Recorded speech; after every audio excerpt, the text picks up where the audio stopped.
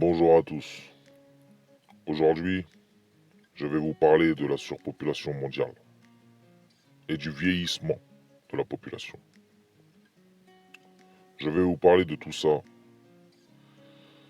car il y a actuellement la pandémie du Covid-19 qui pourrait être très avantageuse pour les pays d'Europe et pour quelques autres pays du monde.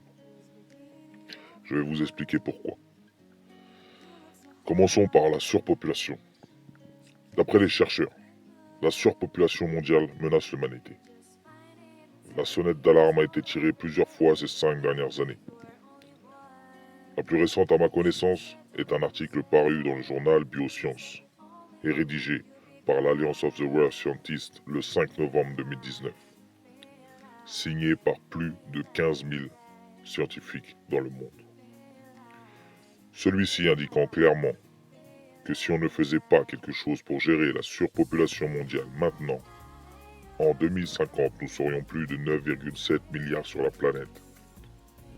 Ils ont conclu à ce chiffre en se basant sur des projections de pays émergents démographiquement et à l'allongement de la durée de vie dans les pays les plus développés. Alors, il déclare que la situation engendrerait des catastrophes climatiques considérables, de la famine, des pillages alimentaires, des rébellions, des guerres et encore plus d'inégalités dans les richesses qu'il y en a déjà. Pour votre information, nous étions 7,55 milliards en juillet 2017. Aucune donnée nous donne le chiffre de la population en 2020.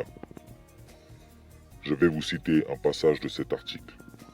Freiner la croissance de la population ou réduire la population est une nécessité absolue pour sauver l'habitabilité de notre planète d'un désastre annoncé.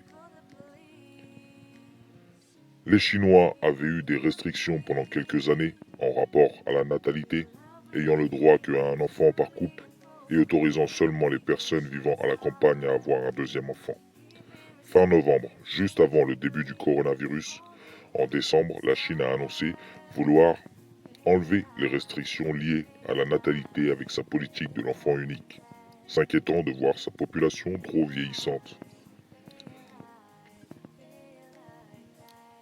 Pensez-vous pouvoir imposer une telle politique en Europe et dans les autres pays du monde? C'est inconcevable, et vous le savez comme moi. Maintenant, nous allons aborder le deuxième point, l'âge de la population mondiale. La BBC News, le 4 avril 2019, titre « Le monde a maintenant plus de grands-parents que de petits-enfants. L'Europe est en forte montée concernant le vieillissement de la population. Nous ne sommes pas les premiers, mais nous ne sommes pas les derniers. Voici l'état de la surpopulation en 2018 selon Eurostat en images. Comme vous pouvez le voir, la France est dans les 10 premiers pays d'Europe. Malte arrivant le premier, en second la Finlande et en troisième la République tchèque. Ce développement de la vieillesse est plus fort dans les pays les plus développés. Le vieillissement de la population est un enjeu majeur pour l'économie de l'Europe. Cela signifie que nous vivrons plus longtemps et exigeons plus de ressources à mesure que nous vieillissons. Ce qui accroît la pression dans le domaine comme les pensions de retraite et les systèmes de santé. Alors maintenant, vous qui m'écoutez, posez-vous la question. Comment réduire le vieillissement de la population sans rien demander et sans guerre? Nous allons conclure de ces deux questions par endiguer le vieillissement de la population mondiale par une pandémie serait avantageuse pour ceux qui nous dirigent. Je m'explique. Freiner le vieillissement de la population par une pandémie serait avantageux par ceux qui nous dirigent en supprimant les personnes âgées, étant les plus faibles, ainsi que les personnes en mauvaise santé, étant les moins actifs. Ces mêmes personnes qui pèsent fortement sur notre système de santé sociale, ainsi que sur notre système de retraite et autres.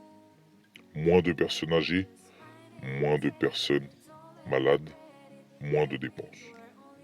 Moins de personnes âgées, plus de finances, plus de jeunes, augmentation de la natalité, égalité démographique, bénéfique pour l'équilibre écologique et la vivabilité de la planète.